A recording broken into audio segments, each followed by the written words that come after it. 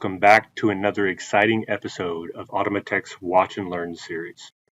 Today we're going to be discussing how to download and install KEPServerEX.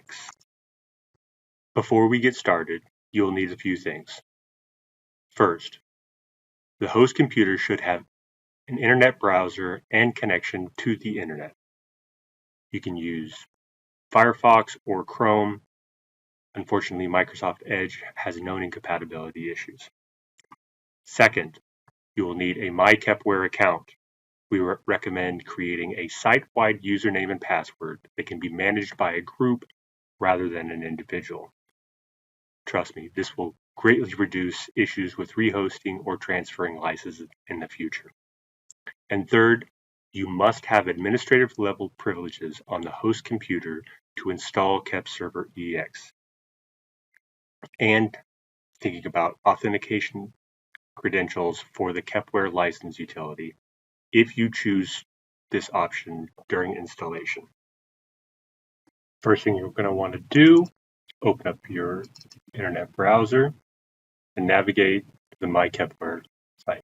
Rather than use an individual ID, we definitely recommend that you use a site-wide email and password that can be managed by a group rather than an individual.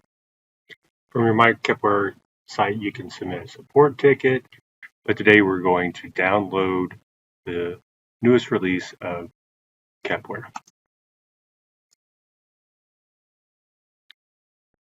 Save this to a known place, just drop it straight on the desktop and save.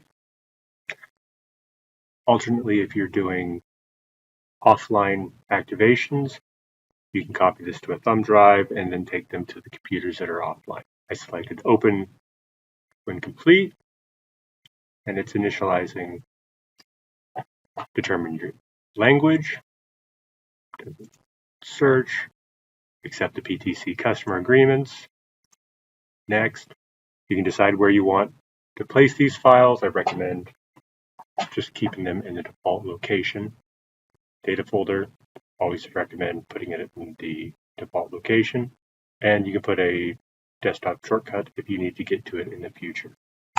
So there are variations of the type of the KEPServer setup. For this one, Manufacturing Suite, select Next.